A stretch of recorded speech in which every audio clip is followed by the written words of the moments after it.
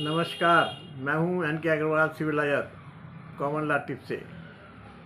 मुस्लिम personal law के अनुसार gift ज़बानी तौर पर किया जा सकता है, यानी जब कोई मुस्लिम अपनी प्रॉपर्टी को गिफ्ट द्वारा किसी व्यक्ति को देना चाहेगा तो उसे लिखत पढ़त की कोई ज़रूरत नहीं होगी। कोई तहरीरी दस्तावेज़ लिखाने की आवश्यकता नहीं है, न ही उस दस्तावेज़ को रजिस्ट्री कराने की आवश्यकता है।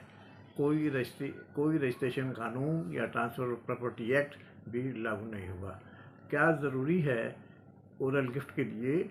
वो है कि गिफ्ट करने वाला व्यक्ति उसको पर्दे के पीछे नहीं कर सकता, उसको चुपचाप तरीके से गिफ्ट नहीं कर सकता, कोई गुप्त तरीके से या किसी से छिपाकर उसको गिफ्ट नहीं कर सकता, बल्कि उसको गिफ्ट करना होगा ऐलानिया तौर पर। अर्थात यानी गिफ्ट करते वक्त कुछ लोग होने आवश्यक हैं जिससे कि पता चले कि गिफ्ट करने वाले ने वाकई में गिफ्ट किया है और इस बात को सबको इल्म है। इसको हम डिक्लेरेशन कहते हैं।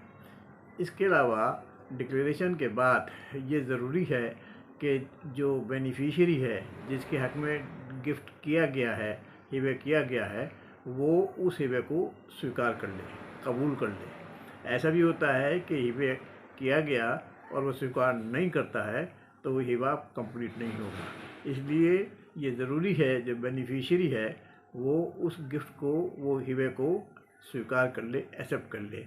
तो सेकंड कंडीशन होगी एक्सेप्टेंस। पहली कंडीशन हुई डिक्लेरेशन, दूसरी कंडीशन हुई एक्सेप्टेंस। थर्ड कंडीशन जो बहुत बेहद ज़रूरी है वो यह है कि जिस प्रॉपर्टी के बारे में हिबे किया गया है वह प्रॉपर्टी बेनिफिशियरी को, डोनी को डिलीवर हो जानी चाहिए।